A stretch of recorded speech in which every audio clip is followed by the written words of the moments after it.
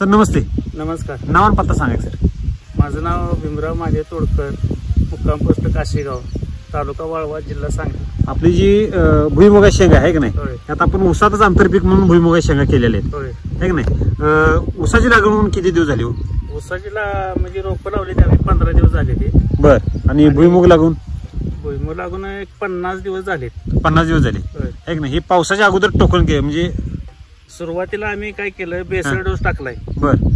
कृषी अमृत, nutri charger, route charger आणि मायको charger, त्याचा बेसल डोस टाकला. बेसल डोस टाकला.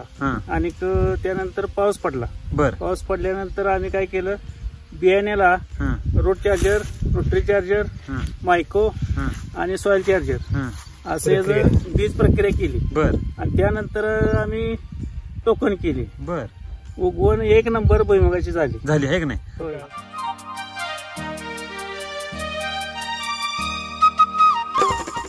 आता जे आपण ही जी मुळ्या बघतोय, मुळ्यांची संख्या बघतोय, ही कशाच्या मुळे आहेत? हे एवढ्या ही भुईमुगाच्याच मुळे आहेत. त्या कशाच्या?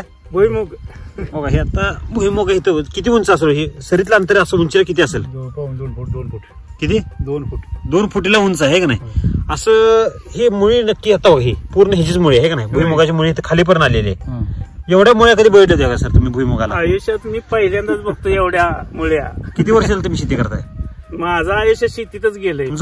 वय किती आपलं? माझं वय 64 वर्ष आहे का नाही. म्हणजे लहानपणापासून शेती? लहानपणापासून शेती करतो. बर. अशा मुळींची संख्या कधी बघितली होती का? नाही, भुईमुगाची मुळीच मी बघितली नाही कधीच एवढी लांब. आपल्यात कशी काय आली बरं एवढी मुळी? सॉइल चार्जर टेक्नॉलॉजी, वैदिकचा वापर केला. वैदिकचा वापर पूर्णपणे 100% केला. 100% केलेला आहे. बर. मी एवढ्या मुळे तुम्ही आजपर्यंत कधी कोणाच्यात बघितले त्या? अजिबात कोणाच्यातच नाही त्या. नाही, पहिल्यांदाच बघितले तेवढे.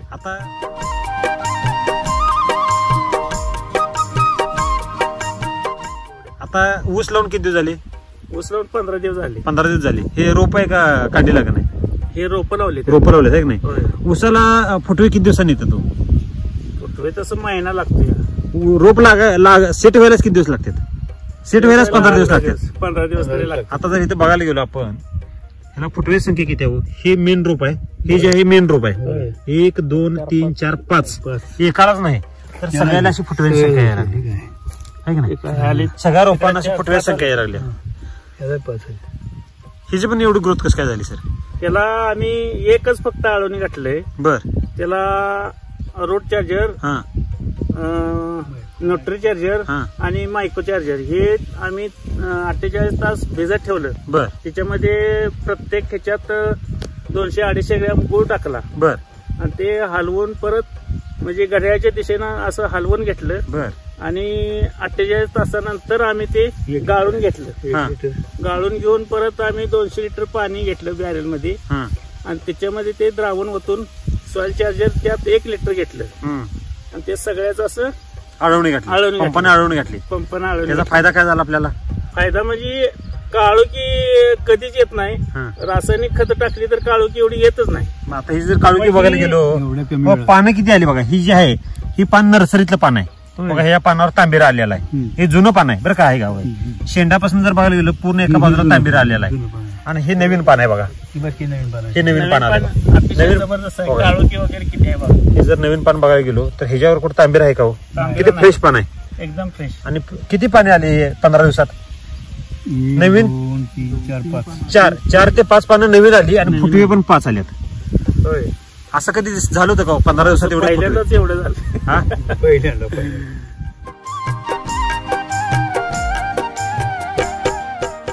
तुम्ही पण मामा शेती करताय का नाही? एवढी अशी कधी ग्रोथ कधी बघितली? महिना लागतो. आमचा सुद्धा भुईमुग असते पण अशा मी म्हणजे असं कंडिशन अशी याला महिना लागतो आहे का नाही. एवढ्या कमी दिवसात एवढं जर ग्रोथ होत असेल तर काय म्हणायचं आपल्याला?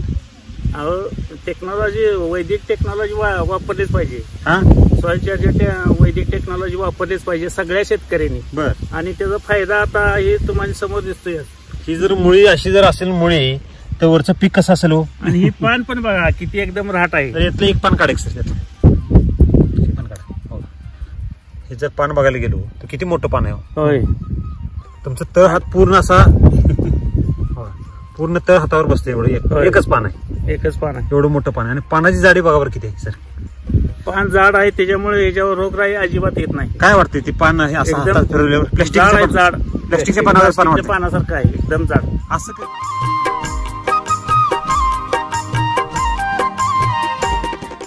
आता अगोदर ह्याच्या अगोदर पण ऊस आणि भुईमुगाच्या शेंगा केल्या असत्या, होय केल्या होत्या का नाही ह्याच्या होय अगोदर? केले. असं कधी शेंगा पान आलं का हो? असं कधीही आलेलं हा? नाही, पहिल्यांदाच. आणि उगवण 100% झाले. 100% गुण झाले. एक सुद्धा तुम्हाला सगळे प्लॉट बघितला. आता सगळे जर आपण इकडे बघायला गेलो तर सगळा एकसारखा प्लॉट आहे. एकसारखं प्लॉट आहे. एक ही बी असं बी उगवलेलं नाही काही नाही. झालं नाही. वाया गेलेच नाही. आणि कसल्याही प्रकारचा ह्याच्यावर रोगाचा टेक नाही किंवा काही किडीचा प्रादुर्भाव नाही, काही नाही. ह्याच्या अगोदर ज्याला तुम्ही करणार त्याला काय काय समस्या आहे याच्यावर शेतीला? तांबिरा येणार, भुरी येणार, हा. वर रोग लागणार, हा. असं करपा येणार, बरं. असं भरपूर काय काय रोग येणार. आणि त्याच्यावर पानाला होलं होलं पडत होती. हा. आता ह्यात एक तर पान कुठं दिसते का एक तुम्हाला? सुद्धा डॅमेज किडका असं दिसत नाही. दिसत नाही. आणि अगदी कसं फ्रेश वाटतंय. एकदम फ्रेश आहे पण. हा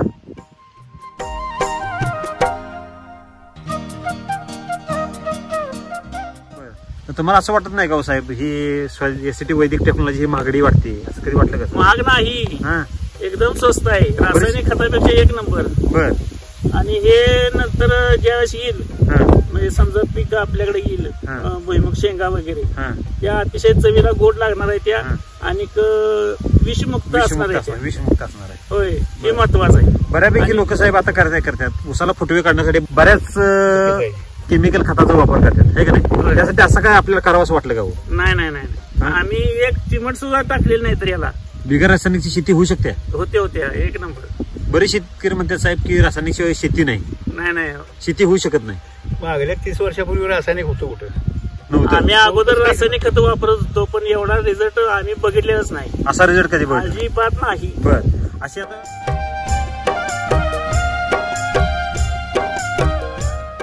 अशी आता बेड मधून पूर्ण मुळी भारी यायला लागल्या. हे कुठं आहे? भुईमुगा शेंगा कुठं आणि ह्याच्या मुळ्या कुठं आहेत बघा, पूर्ण उसाच्या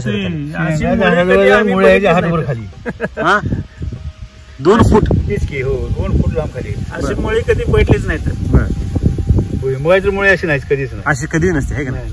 आपण आता आणि आता कसं आहे, हा फुलकळी कम्प्लीट असं मावळून पूर्णपणे असं खाली आरा उतरले त्याच्या. त्याला फुटवे किती देऊ? हे पाण्याचं आहे का बिन पाण्याचं? बिन पाण्याचं आहे. बिन पाण्याचं. पावसाच्या पाण्यावर आहे. पावसाच्या पाण्यावर आहे. 3 आठवडे झालं पाऊस नाही, हा. तरी सुद्धा याला काही सुद्धा झालेलं फ्रेश नाही. किती आहे बघा की? होय, एकदम फ्रेश आहे. 3 आठवडे झालं पाऊस होऊन. काही परिणाम झालेला नाही. म्हणजे ह्याला पाणी पण कमी लागतंय. पाणी अतिशय कमी लागतं. म्हणजे बिन पाणी ह्याला जर पाणी देऊन जर आपण ड्रिपवर केलं असं काय परिस्थिती झाली असते? ड्रिपवर केला असता ह्याच्यापेक्षा अजून जोरात आला असता. हा. पण कसं आहे, ड्रिपवर करणे आणखीन सगळ्या सामान्य माणसाला ही ड्रिप वगैरे काय लोकांनी परवडत नाही. स्वतःच पाणी नसतंय, त्याच्यामुळे ही पावसावर केल्यावर सुद्धा कसं येतंय ही पण एक अनुभव. जिवंत उदाहरण आहे. बरोबर. ठीक आहे. आता आपण